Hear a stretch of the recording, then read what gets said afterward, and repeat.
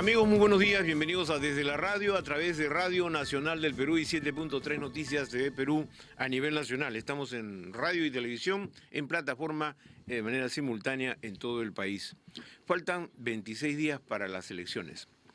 Y bueno, lo que podemos hacer en estos casos es exhortar una vez más a los ciudadanos electores para que se vayan informando adecuadamente, para que no vayan a votar el día de las elecciones con la venda en los ojos, motivados por alguna cuestión muy accesoria y no principal, para que quienes vayamos a elegir, tratemos de elegir a la mejor autoridad para los próximos 5 años. Y digo autoridad presidencial, obviamente. Cotejemos propuestas, hagamos un análisis cada uno por su cuenta, o si usted quiere, siguiendo algunas otras orientaciones, pero lo fundamental es que usted, amigo, que acude a las urnas para elegir a la próxima autoridad nacional, sepa a conciencia que lo que está haciendo es una contribución a la estabilidad jurídica, institucional y democrática del país. Piense en eso fundamentalmente.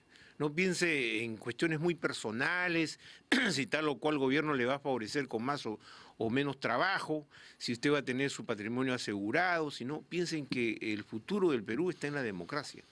Y en la democracia hay que fundar todas nuestras aspiraciones porque de eso depende la estabilidad y la gobernabilidad del país. Hemos vivido épocas nefastas, absolutamente oscuras, de las que hemos sido víctimas muchos peruanos. Eso ya no queremos que se repita, queremos que esta democracia consecutiva sea fortalecida con el voto y el empoderamiento de usted, ciudadano, porque sin usted no hay democracia. No crea que solamente los partidos o algunas fuerzas pueden garantizarle, no, es usted, individualmente o colectivamente, el que va a garantizar la estabilidad democrática de nuestro país. Queridos amigos, hoy vamos a conversar con... Y lo considero mi amigo, porque además uno no necesariamente tiene que tener una amistad o tener algo para una entrevista. Las entrevistas obviamente periodísticas tienen su rango. Uno puede tener una cercanía y un aprecio por la persona, pero a la hora de formular las preguntas que correspondan, las haremos con todo el rigor necesario de un periodismo independiente. Y es así como que hemos invitado, y agradecemos su gesto, del señor ministro del Interior, José Luis Pérez Guadalupe, quien ha venido para responder algunas interrogantes que tiene la ciudadanía, no solo en el marco de este proceso de ofertas electorales, sino fundamentalmente sobre la realidad que estamos viviendo en el país. Ministro, qué gusto saludarle. Muchas gracias por tus palabras, muy buenos días y muy gustoso de estar acá frente a tu invitación. Así que, como bien dices, estamos aquí para comentar todo lo que pasa en el Ministerio, la realidad, y lógicamente lo que mencionas es muy importante, esa transición democrática, que todos tenemos que festejar, llevar hasta el último día, y creo que en eso no hay discrepancia ninguna, tanto los dos partidos en contienda como el gobierno, tenemos muy claro eso, ¿no? Y hacerlo de manera transparente.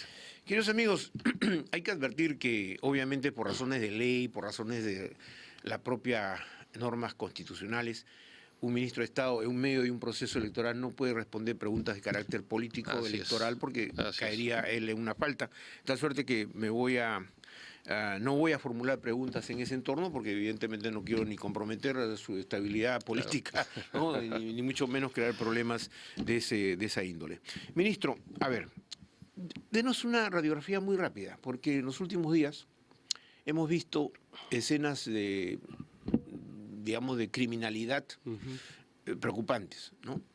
No podemos decir que eso es una percepción, sino que es una realidad. La tenemos a la vista.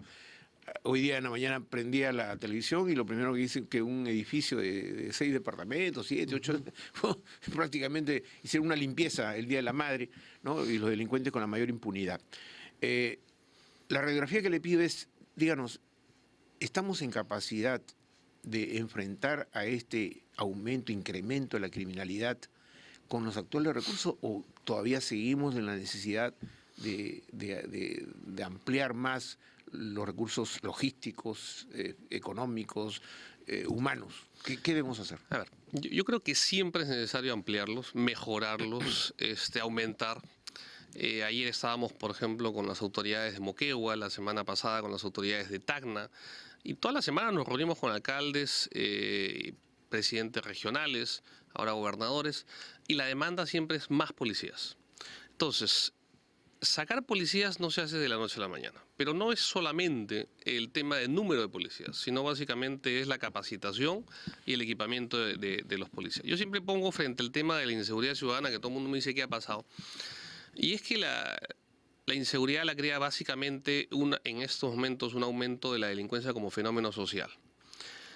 Y te digo un poco desde la experiencia del INPE, si uno ve el índice de crecimiento de población penitenciaria, llega al 2012 y hay un quiebre. Y sube vertiginosamente el número de internos. ¿Qué quiere decir esto? Puede ser que la policía mejoró, puede ser que los jueces son maduros, puede ser un montón de hipótesis y variables de trabajo, pero en el fondo lo que yo veo, ya digo, no solamente como fenómeno policial y jurídico, sino como fenómeno social, un aumento de la actividad delictiva. Y eso no se crea de la noche a la mañana, sino que tiene un trasfondo social, y eso es lo que tenemos que atacar también. Por eso es que es tan importante el tema de la prevención. Ahora bien, una vez que se da la manifestación de los delitos, que es lo que nos interesa y es la actuación principal de la policía, es que la policía actúa tanto en prevención criminal, que se llama, es decir, ya en no prevención social, que es la prevención social trata de evitar creación de delincuencia. La prevención criminal lo que trata de evitar es la comisión de los delitos, directamente.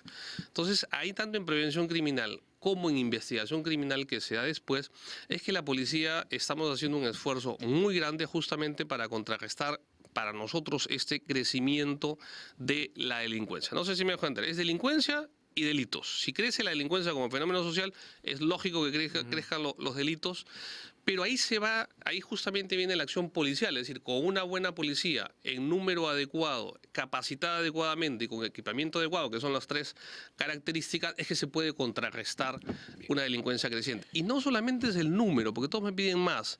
Veamos Canadá. Proporcionalmente tiene mucho menos policías que el Perú.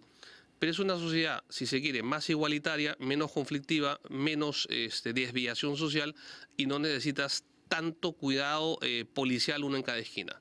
En cambio, en el Perú ha habido un aumento justamente de la desviación social y, lógicamente, necesitas más, no solamente número de policías, sino formación y capacitación de policías. Ministro, a propósito de eso, ¿no? En ciudades donde la criminalidad es casi inexistente, ¿no? Yo recuerdo haber visitado hace algún tiempo atrás una localidad muy cerca de Nueva York, que es London, donde el único policía que había al mediodía echaba llave a la comisaría y se iba a su casa, porque no tenía trabajo, ¿no? Toda la gente deja la puerta abierta, no se roba nada. Y lo que usted dice es muy, muy importante, ¿por qué? Porque, digamos, si tenemos una sociedad, o sociedades, o ciudades, que también las hay en el Perú, donde no hay mucha delincuencia, no necesita mucha policía. De acuerdo también, y lo que ha cambiado en el Perú no solamente es el número digamos, de delitos, el aumento numérico de delitos, sino las modalidades de los delitos y sobre todo algo transversal a todas estas modalidades, que es la violencia en la ejecución de los delitos. Yo siempre comento que hace 20 años no había ni sicariato, ni raqueteo, ni extorsión, había ni marcaje. Pues, cuatro delitos que en este momento ciertamente son los que más escuchamos delitos, todos los días. Ministro, permítame preguntarle. Y todos ellos más violentos, lamentablemente. Correcto. ¿Que se han importado de otros escenarios? Sí y no. El tema del sicariato... Porque algunas cosas que he visto, estoy comparando lo que ha ocurrido en Centroamérica, ¿no? Después de todas estas guerras, estas revoluciones y todo lo demás, en El Salvador, en Nicaragua, las famosas maras, exactamente. ¿no? La salvatrulla, de eso un poco como que se han trasladado a esta parte de América. Directamente, a ver, la mara salvatrucha es una migración centroamericana que va a Estados Unidos o Los Ángeles y los regresan, claro. Entonces viene recargado, repotenciado, corregido y aumentado. De las maras como tal influencia, yo no veo directamente, en los últimos años ha habido una o dos. Pero las modalidades de delito, porque ahora quiero preguntarle justamente a propósito de esto. Usted tiene dos escenarios, ministro, y dos escenarios marcadamente diferenciados, que son el crimen organizado, por un lado, y la delincuencia común. Perfecto. ¿Correcto? Son dos escenarios que los ciudadanos tienen que tener claro. no vincular, ¿no?, al que arrebatador, al monrero y cosas con un caracol, por ejemplo, ¿no?, que tiene hasta un diccionario y un vocabulario específico para poder hacer sus negocios ilícitos. Entonces, vayamos por ese escenario. ¿Cómo enfrenta el Ministerio de Interior, bajo su responsabilidad, estos dos escenarios? Muy bien divididos estos dos escenarios, estimado Alberto, porque es cierto, yo me acuerdo ya hace como 10 años cuando participé en una comisión sobre crimen organizado, era el único no abogado de la comisión y todo el mundo hablaba de delincuencia organizada. Entonces yo le decía, perdón, lo que la sociedad entiende por delincuencia organizada no es lo que la Convención de Palermo del año 2000 dice. Entonces, centrémonos en lo que le interesa a la gente, que es justamente la delincuencia organizada, que de por sí ya es una tautología, porque la delincuencia ya está organizada antes de cometer. Y estas dos filones es totalmente cierto. Respecto a al crimen organizado en sí, bandas criminales, narcotráfico, en fin, todo un tema, inclusive que es transnacional, yo creo que ahí tenemos una policía de investigación, como la de ININCRI, a cargo del general Lavalle, muy bien puesta. Es decir, si vemos en los medios todos los días, hay capturas. Todos los días vemos la policía presenta. Y últimamente, se ha visto, este año, comparado con los años anteriores, todos los días... Casi lo veo frecuentemente al general Gentile. Por ejemplo, el general Gentile de Lima, Aliaga del Callao, Lavalle de todos los días. Y está bien. O sea, y eso es lo que se captura. A nivel de organización criminal, sobre todo, entra DININCRI. El otro filón que usted plantea es la delincuencia común organizada, por llamarlo de alguna manera. Y justamente es raqueteo, básicamente es raqueteo, extorsiones, robos a las casas.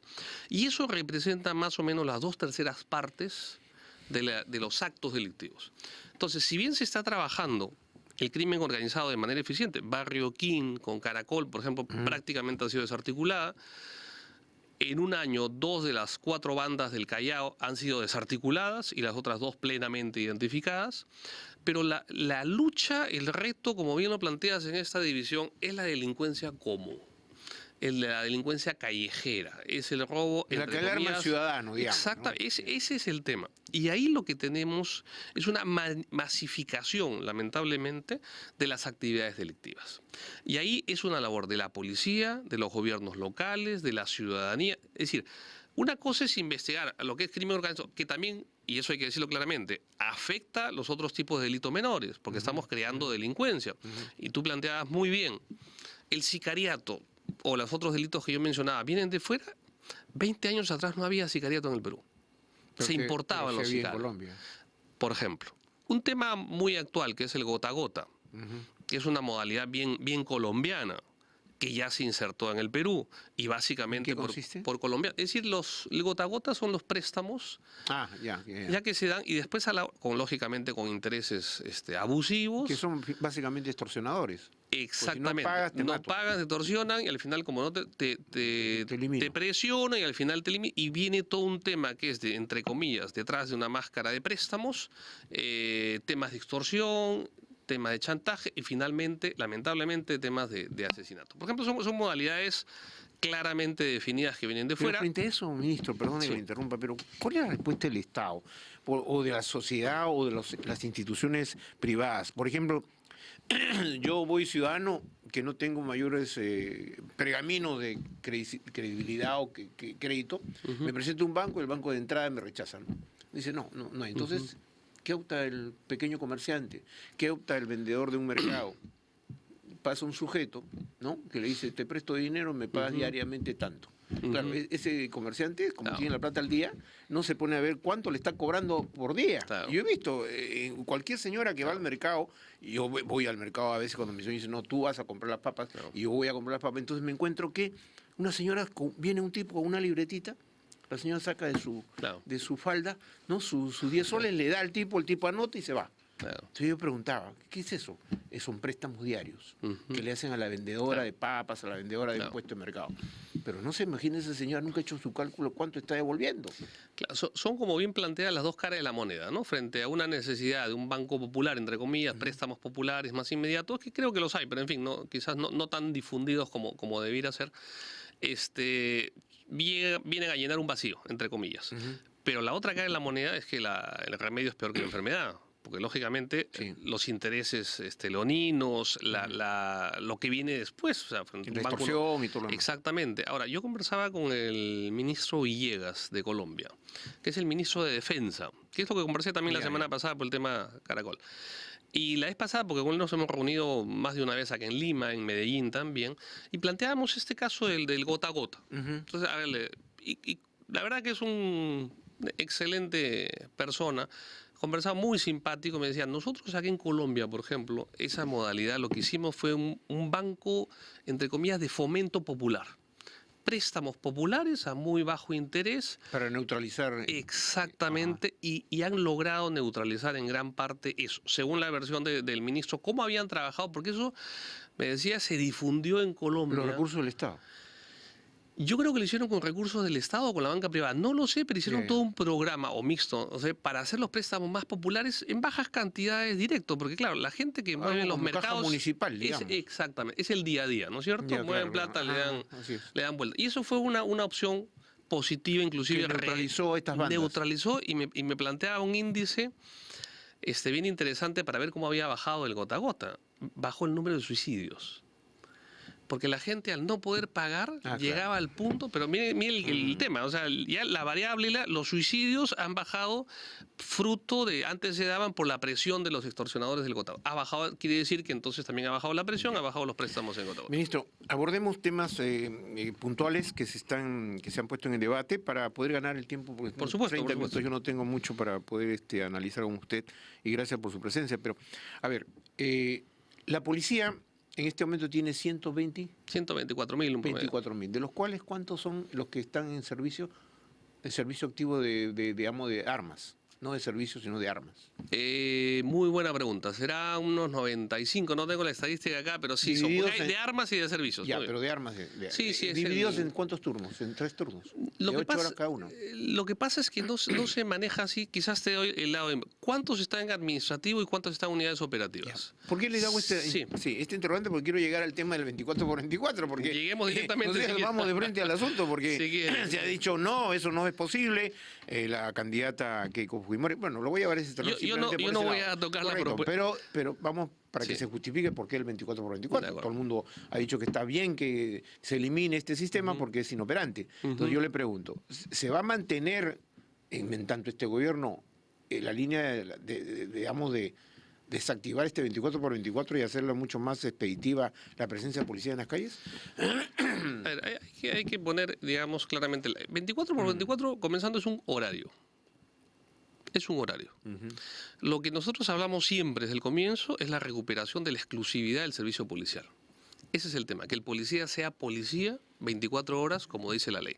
No que se alquile por tiempos. Es lo que más o menos, voy a decir los periodistas, ¿no? Los periodistas o somos periodistas o somos turroneros, con el perdón de los turroneros, ¿no? Pero tenemos que decir las cosas como son. O sea, o nos dedicamos a hacer periodismo independiente y orientador, o nos traficamos con la noticia. Entonces, esa es la diferencia también. De acuerdo. Y hay 19 tipos de horarios. 19. La mayoría de esos 19, de acuerdo a la función que cumplen, lógicamente, la mayoría son turnos de 8 horas. ¿Hay turnos de 24x24? Por supuesto. ¿Y van a seguir por necesidad del servicio? Por supuesto. Que serán, depende, un 10-15% las personas que llevan... Por ejemplo, yo muchas veces me habrá visto a conferencia y piensa 7 de la mañana.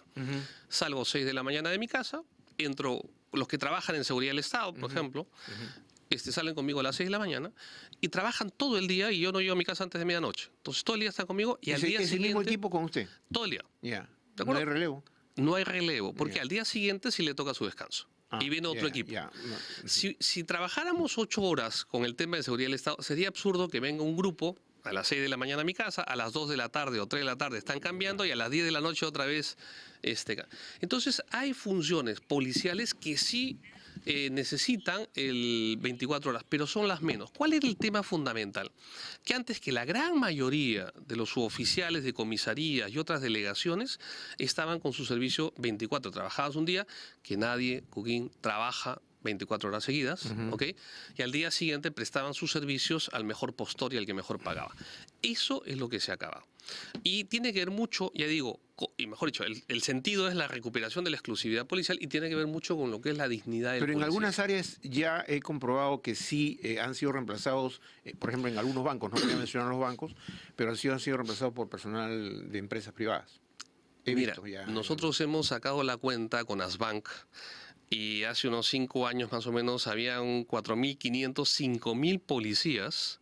Incluido Águilas Negras. Cuidando, independientemente de Águilas Negras, que son unos 700, 800, había unos 4.500, 5.000 policías cuidando bancos, o sea, policías vigilantes. ¿De acuerdo? Que le compraban su franco y todo.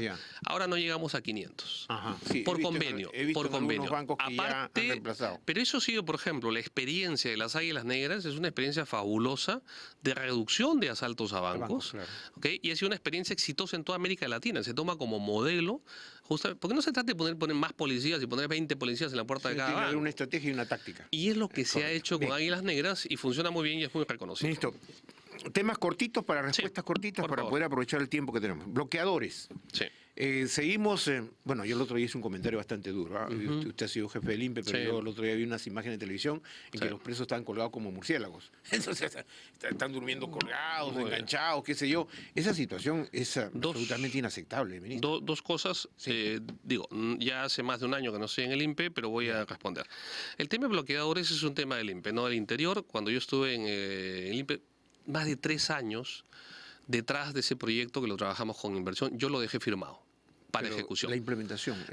Justamente, y a la implementación le corresponde al Ministerio de Justicia, no a Interior, a través del INPE. Sé que se han instalado, ya digo, pero por confirmación pero yo le pregunto del porque INPE. usted es parte de un todo. Usted No, de acuerdo. Le digo por eso. Hay 2 penales que ya tienen bloqueadores. Sé que hay 7, 8 que ya están instalados y en parte de prueba, y 6 más que se están colocando las. No es que sea paralizado. Están los taitas, estos famosos tipos que. El Lurigancho que he ido la vez pasada, si no me equivoco, estaba en 60-70% la colocación de las. Pero hubo una denuncia, ¿no? Sí. Por eso que fuimos en la noche, inclusive hicimos una requisa. Primera vez que hicimos, iba a decir raqueta, me voy a dejar una requisa, entre el INPE y la policía. Primera vez que hacemos las fuerzas combinadas para hacer una requisa en Lurigancho. Esa es historia. Y el tema de, usted dice que están como murciélagos. Si vamos a las estadísticas, este gobierno, o sea, hasta julio, lo que vamos a terminar, habrá ampliado más capacidad de albergue que los últimos 3 gobiernos. El otro día fui a entrevistar a Gregorio Santos al Ancón 1. ¿Y le dieron permiso para entrevistarlo? Sí, claro. Me registraron de todo, ¿no? Pues fue a visitarlo. No le quiero dar detalles. No, fue a entrevistarlo. Me requisaron todo. Hasta papeles me requisaron. Me dijeron, no pasan papeles. Pero yo después me preguntaba, pero he visto en la televisión que hasta televisores de las cárceles, entonces, ¿cómo es? No, el televisor está permitido en áreas comunes. Eso no es un tema que lo podemos abordar. Grilletes.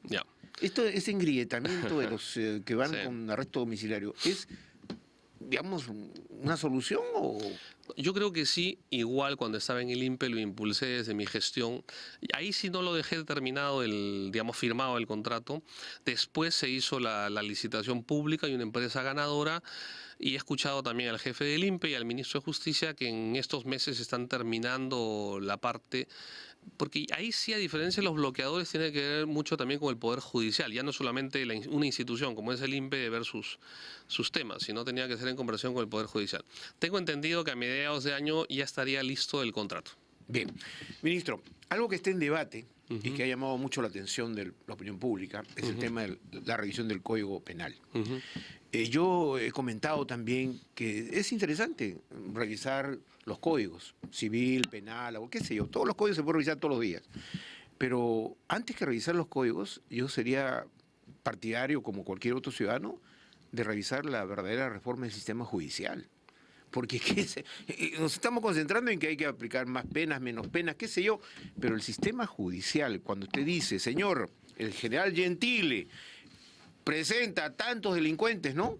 Y de repente esos mismos delincuentes que fueron presentados en flagrancia y que han cometido graves delitos, al año siguiente vos vuelven a capturar en la calle. Entonces uno se pregunta, ¿de qué estamos hablando? Totalmente de acuerdo, y son otra vez dentro de este enfoque esclarecedor que usted plantea dos cosas. Primero, la proporcionalidad de las penas que tiene que ver con el código, que creo que es el punto en discusión ahora, básicamente, tipificación y proporcionalidad de las penas. Y en segundo lugar, fruto de eso tiene que haber una estandarización en el criterio de los jueces. Es decir, no puede ser que un juez aquí determine una cosa y en otro lado determine otra cosa para el mismo caso. Yo he escuchado al doctor Lamas Puccio hace un par de semanas el mayor agravio contra el Poder Judicial, la mayor ofensa contra el Poder Judicial, que creo que tendría que salir el mismo doctor Ticón a aclarar. ¿El doctor Lamas Puccio? Sí, tratando de defender a uno de sus clientes, dijo, ¿por qué fueron a poner el habeas corpus en Arequipa? Digo, porque hay derecho. Sí, es cierto, tiene derecho. Pero ¿por qué fueron a Arequipa si el caso es en Lima? Entonces, que en Arequipa los jueces son más garantistas. Del caso del señor Chu. Chu Cerrato. Ya. Es que en Arequipa los jueces son más garantistas, son más no sé qué. ¿Perdón? Es decir, o sea, estamos hablando, ese es un insulto a los jueces de todo el país. Puedo decirle, o sea, yo me voy a Arequipa porque en Lima no tengo justicia. Y en segundo lugar, es decir, el Poder Judicial tiene una justicia en Arequipa, una justicia en Chiclayo, una justicia en Cusco, una justicia en Puno. A mí me pareció muy grave, tratando de defender a su cliente, de lanzar una frase de eso. Pero lo cierto es que tiene que haber una estandarización del criterio de los jueces. Y ponía el caso...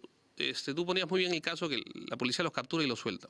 Lo hemos planteado hace una semana, el general Ramírez ha salido a exponer un caso de Jota. El general defensor de la policía. Exactamente, de la Dirección Legal de Defensa de Policía.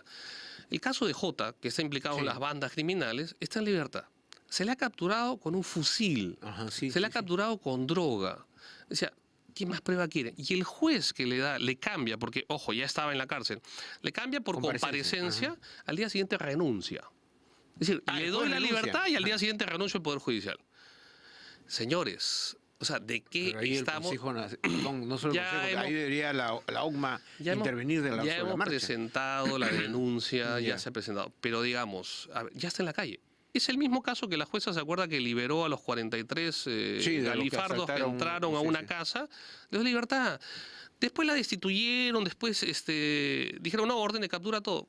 Captúrate a los 43, pues ahora otra vez. Ministro, tanto usted como yo, usted que es periodista, usted es experto en estos temas de penales, delincuencia, la criminalidad, todo lo demás. Conoce también, y me consta que conoce la estructura castrense y militar de nuestro país, ¿no es cierto? Al punto que usted, tengo entendido, también tiene la medalla del ejército. Exactamente. Pero yo quiero decirle... Y estudié en el CAE también. Así es.